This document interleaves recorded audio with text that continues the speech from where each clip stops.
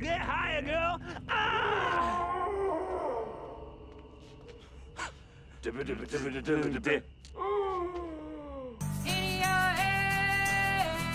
Movies, TV shows, video games, music videos, horror park experiences. There's no escaping them. 2026 alone, we have 28 years later the Bone Temple. George A. Romero wrote a script following the events of 2004's Land of the Dead, which was never made. It's called Twilight of the Dead. George Romero's daughter, Christina Romero, is doing Queen of the Dead this year. There's a movie with Ray Skywalker. We Bury the Dead. And the director of horror movie of 2025, Weapons, Zach Kreger, has a film coming out. Yeah, it's Resident Evil, but it's his own original script. It's tied to none of the Paul W.S. Anderson mindless slop. Oh, Paul W.S. Anderson has House of the Dead reboot coming out as a film. Video games, Resident Evil 9. So you've got no option. Is more and more content set in the genre of... Don't say that. The Z word, don't say it. Point taken. Thanks, Sean. I think it's pretty clear. We've hit peak Z word. But let's take a look at the history of the Z word.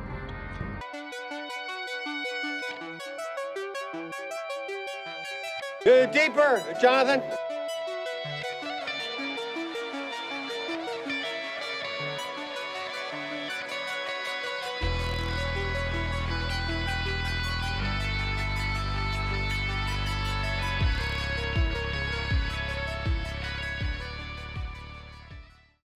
But in all seriousness, the reason that word isn't used in Walking Dead, The Last of Us, established IP that's out there, is they want to avoid audience preconceptions. The idea was you had a film set in a world where it was normal people. Zombies didn't exist in their popular culture in that world, so when the outbreak happened, they weren't meant to know what zombies were.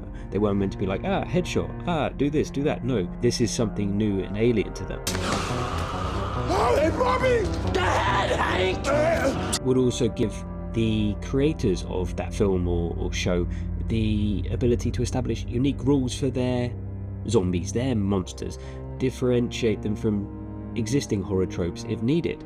Suddenly, they're not shuffling mindless hordes in 28 days later, they're infected and rage-induced and can move at speed, which then, within 28 years later, became its own... It's a fucking zombie, baby! Almost meta joke, where the Scandinavian soldier who Spike and his mother teamed up with referred to them as zombies because he exists in a world where popular culture is carried on and zombies are a thing.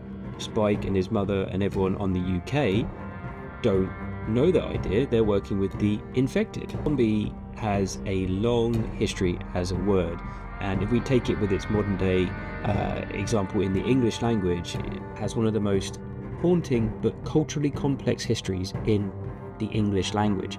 It travelled from Central Africa to the Caribbean through the transatlantic slave trade, evolving from a religious term for a spirit to a metaphor for slavery, before finally becoming the pop culture monster that we recognise today. We all assume that George Romero gave birth to the zombie that we know and revere and follow. That's not entirely true in the world of film. See, George Romero brought this in the 60s, but the first example was 1932. White Zombie, starring Bela Lugosi, is widely considered the first feature-length zombie movie, but in this film, and films of that era, this was a zombie as a soulless labourer under a master's spell. In 1943's I Walked with a Zombie, this was a psychological take on the voodoo mythos, blending horror with melodrama. But in these examples, the zombie was a victim. The horror came from the loss of free will that ties back into the slavery trade where the word came from. 1964, The Last Man on Earth, an adaptation of Richard Matheson's I Am Legend that later Will Smith did. This was Vincent Price's version, the concept of a lone survivor against the global plague of the undead. And then, 1968, George A. Romero fundamentally reinvented the monster. Night of the Living Dead came out. This was a film that gave us the rules, established they eat human flesh, they're slow moving, and you must destroy the brain to kill them. This was initially a social commentary on the Vietnam War and racial tensions, but George Romero followed this up in 1978 with Dawn of the Dead, set in a shopping mall. This was the sequel where zombies were used to satirize consumerism. It was a massive hit, pretty much birthed the zombie apocalypse subgenre. And this film's really important for a number of reasons. Yes, it established the tropes or rules going forward, but just as we did with our short over Christmas, How the Grinch Sold Christmas, Dawn of the Dead was where survivors fled to a shopping mall and then were locked in and the zombies were trying to get in, and you had the kind of contrast between the mindless shuffling of the undead, the bright, the lit advertisements of the 1970s mall. But Romero was using the zombie as a mirror to show that mindless consumption is a form of death while alive. There was a famous line in that. They're after us. They know we're still in here. They're after the place. They don't know why, they just remember. Remember that they want to be in here. They're us, that's all. There's no more room in hell. They were explaining the undead flocked to the mall, even without brains. Their muscle memory drove them to the site of their former worship, the altar of consumption. You know, the 80s saw a bit of a pickup, Evil Dead, these kind of films, but it's really, when we think of zombies being a popular commodity, late 90s, early 2000s, that's when zombies came in with the cool factor. Games like Resident Evil 2 came out in 1998. It was a huge hit at the time, but there was a huge marketing campaign behind it. George Romero actually directed one of the commercials for Resident Evil 2 on the PlayStation.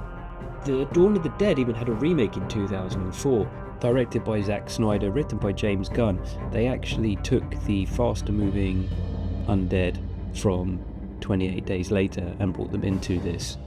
Things kept coming. It got to the point where you started to have parodies of things. So Zombieland in 2009, which they later did a sequel for. The idea that you could turn the genre into something fun. You could make humour of living within that zombie apocalypse thing. And 2010 has to be noted as the premiere of The Walking Dead. That was a show that did something that a lot of TV networks didn't believe in. Created blockbuster audience figures for TV, and as much as it kind of got dragged out and became what it became, you can't deny the impact that it had. But this is where we started to hit zombie tipping point, and I'd argue that 2013 was probably the point that happened. In cinemas, World War Z was released. It's the highest grossing zombie film of all time, earning over $540 million worldwide. In the TV realm, Walking Dead was a juggernaut at this point. Season 4 was launched, averaging over 13 million viewers per episode. And gaming in 2013 saw the release of The Last of Us, which is not just peak, whatever you want to call them, infected, but it was a peak seminal video game. And then we tipped over, and Walking Dead turned the apocalypse into a weekly soap opera. There was zombie fatigue there. It was at the start of its slow, multi-year decline. Don't trust Hollywood to not oversell something.